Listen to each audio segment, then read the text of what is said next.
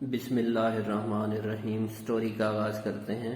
مٹھاس۔ ٹھکا ٹھک کی موسیقی پر جھومتی ہوئی ریل گاڑی رواں دواں ہوتی تو میں اپنے خیالوں میں گم ہو جاتا، مگر یہ دھیان بار بار ٹوٹ جاتا کہ ہر کچھ دیر بعد گاڑی کسی نہ کسی اسٹیشن پر رکتی، کچھ لوگ رخصت اور کچھ نئے سوار ہوتے، سواریوں کے ساتھ ہاک کر بھی اندر آ کر اپنی اشیاء بیچنے لگتے اور آوازیں لگاتے۔ چلتی ریل گاڑی کی بھی ایک الگ سے دنیا ہوتی ہے۔ ایک ڈبہ یا کمپارٹمنٹ ایک شہر جیسا ہوتا ہے۔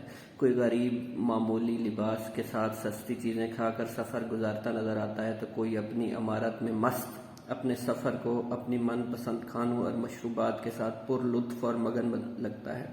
وہ سب آپس میں باتیں کر رہے تھے، ایک دوسرے کے ساتھ گپ شپ اور فون نمبروں کا تبادلہ کر رہے تھے، دعوتیں اور سفر کے بعد ملنے کے دعوے اور کھانے پینے کی اشیاء میں شریک ہو رہے تھے۔ ایک آدھ نے مجھے بھی شرکت ہونے کی دعوت دی، مگر میں نے نرمی سے معذرت کر لی۔ اس بار بہت مدت کے بعد مجھے چھٹی مل سکی۔ ملازم کی اپنی مجبوریاں ہوتی ہیں اور ملازمت دینے والوں کے اپنے مسائل۔ ملازموں میں دو بڑے حقائق ہوتے ہیں، ایک سالانہ چھٹی اور دوسری پہلی تاریخ۔ ان دونوں چیزوں کو جانتے تو سب ہی ہیں، مگر ان کی چبھن اور شدت صرف وہی محسوس کر سکتا ہے جس نے کبھی ملازمت کی ہو۔ ابھی وہ اسٹیشن کافی دور تھا جس پر میں نے اترنا تھا، اور میرا گاؤں اس اسٹیشن سے 18 کلومیٹر دور، اور اس 18 کلومیٹر میں سے 11 کلومیٹر میں نے لوکل ویگن یا بس سے طے کرنا ہوتے اور 7 کلومیٹر ٹانگے میں۔ وہ ٹرین عصر کے وقت میرے سفر کے آخری اسٹیشن پر رکی۔ میرا چچا زاد بھائی اور دوست مجھے لینے آیا ہوا تھا۔ شایان عرف شانہ میرا کزن اور دوست تھا، اس لیے اسے پتا تھا کہ مجھے سفر میں ریلوے اسٹیشنوں سے ملنے والے کھانے اچھے نہیں لگتے۔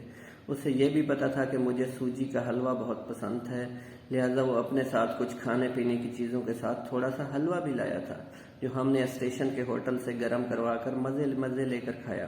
میرا موڈ اچانک ہی اچھا ہو گیا جب شانے نے بتایا کہ وہ آتے ہوئے زارا کو میرے آنے کا بتا آیا تھا۔ زیادہ امکان یہی تھا وہ گھر جاتے ہوئے اس سے مختصر سی ملاقات ہو ہی جاتی۔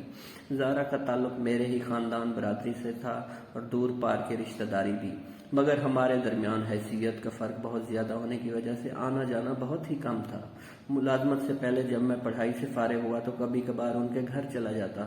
ہمیں پتہ ہی نہیں چلا کب ہمارے درمیان ایک پاکیزہ سا تعلق قائم ہو گیا۔ وہ بھی کبھی کبھار ہمارے گھر آ جاتی۔ اسی طرح میرے والدین اس کو بہت پسند کرتے، اسی طرح اس کے والدین مجھے بھی پسند کرتے، مگر یہ سب ابھی پسندیدگی کی حد تک ممکن تھا۔ ہمارے درمیان کے فاصلوں کا احساس شاید دونوں طرف موجود ہونے کے باوجود میرے اور زارا کے درمیان کا تعلق مضبوط ہوتا چلا گیا۔ بس کی سواریاں پوری ہونے اور پھر ٹانگے کے سفر میں اتنا وقت لگا کہ گاؤں پہنچتے عشاء کا وقت ہو گیا۔ اس کا گھر میرے گھر سے پہلے تھا۔ وہاں سے گزرنے لگے تو شانہ بغیر کچھ کہے مجھ سے آگے نکل گیا۔ جیسے وہ مجھے جانتا تھا اس طرح میں بھی اسے سمجھتا تھا۔ وہ میرے گھر پہنچ کر ماں کو بتائے گا کہ رستے میں دوست مل گئے ہیں، وہ ابھی آ جائے گا۔ جس طرح شانہ میرے اندر کا حال جانتا تھا، اسی طرح زارا کی دوست اسما اپنی دوست زارا کے اندر کی بات کو پڑھ لیتی تھی۔ جیسے میں وہاں پہنچا، زارا اور اسما اپنے گھر سے نمودار ہوئیں اور اسما اپنی دوست کو میرے پاس چھوڑ کے آگے نکل گئی۔ میں جس لمحے کی تپش کو سارے سفر میں محسوس کرتا رہا وہ آن پہنچا تھا۔ اندھیرے کے باوجود مجھے اس کا چہرہ واضح محسوس ہو رہا تھا۔ اسے دیکھتے ہی میں سب کچھ بھول گیا۔ میرا سارا اعتماد بھگ سے اڑ گیا۔ کچھ کہنے کی کوشش کی، میں الفاظ میرے لبوں پر دم توڑ گئے۔ زارا میں دیگر بہت سی خوبیوں کے ساتھ ایک خوبی یہ بھی تھی کہ میری بے بسی کو وہ ایک لمحے میں بھانپ لیتی۔ کیسے ہو؟ اس نے مدھم اور نرم آواز میں کہا۔ میں پھر بھی نہ بول سکا۔ اس نے پھر کہا، کوئی اتنے مدت بعد بھی آتا ہے کہ کیلنڈر پر سے اعتبار ہی اٹھ جائے۔ اب میں کیا کہتا؟ وضاحتیں، تسلیاں، امیدیں، میرے دامن میں کچھ بھی تو نہیں تھا، بس میری بے بسی، غربت۔ سچائی میرے پاس تھی، مگر ان سب کی کوئی کہاں قیمت ہوتی ہے؟ وہ میرے دل میں رہتی ہے تو میرے اندر کے حال کو بھی سمجھتی تھی۔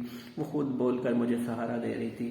کتنے دن رہو گے؟ اس نے بھرائی آواز میں پوچھا تو میں اپنی ساری قوتیں جمع کر کے صرف یہ کہہ سکا، 28 دن کی چھٹی ہے۔ اس ملاقات کی عمر اتنی ہی تھی کہ میں یہ کہہ کے آگے چل پڑا کہ ماں جی بےتابی سے انتظار کر رہی تھی۔ اگلے دن وہ اپنی امی کے ساتھ ہمارے گھر آئی۔ میں نے اس سے کافی باتیں کی۔ اس نے بھی ماں جی نے ان دونوں کو بہت اصرار سے کھانے پر روک لیا تھا اور وہ مہمان بننے کی بجائے کچن میں ماں جی کے ساتھ کھانا بنانے لگی۔ جب کھانا آیا تو اس میں حلوہ تھا جو اس نے خود بنایا تھا۔ کھانا کھاتے ہوئے ماں جی نے پوچھا، بیٹا یہ حلوہ زارا لے کے آئی ہے، کیسا ہے؟ میں نے مذاق میں کہا، میٹھا بہت زیادہ ڈالا ہے۔ ماں جی ہنس پڑی۔ انہیں پتہ تھا کہ حلوے میں میٹھا زیادہ نہیں، तो ज़ारा ने भी मजाक में कहा बना बनाया मिल गया ना तो कदर नहीं है, जब नहीं मिलेगा तो याद करोगे। ये सुनते उसकी अम्मी और मेरी अम्मी ज़ोर शोर से हंसने लगी, क्योंकि दोनों जानती थी हलवा मुझे बहुत ज़्यादा पसंद है। छुट्टी कम वक्त पहले तो मिलती नहीं थी, मिल जाए तो इतनी तेज़ी से गुजरती है कि मैं सोचने लगता कि मिल ही नहीं। ये छुट्टी भी गुजर गई और मैं ज़ारा की यादें, बातें, मुस्कुराहटें, गाँव की गलियां सब छोड़कर मुलाजमत पर आ गया।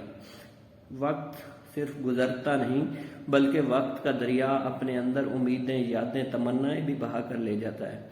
इस पर 2 साल गुजर गए और मुझे छुट्टी न मिल सकी। मैं बीमार भी काफ़ी हुआ। फिर वक्त के दरिया की इस रीत में ज़ारा के साथ बंधी मेरी खुशी भी बह गई। माँ जी की कॉल आई, ज़ारा की शादी तय हो गई है और वो अपने घर की होने वाली है। माँ जी ने बताया उन्होंने बहुत कोशिश की मेरी और ज़ारा की बात तय हो जाए, मगर उसके वालिद नहीं माने। 2 साल बाद मैं घर आया, पता चला उसकी शादी 2 माह बाद रखी गई। उसकी मंगनी हो चुकी थी। इस बार मुझे वो गली में नहीं मिल सकती थी। वो 2 दिन बाद उसकी अम्मी उसे लेकर मेरे घर आई। मुझे शादी में शिरकत के लिए आने का कहने लगे।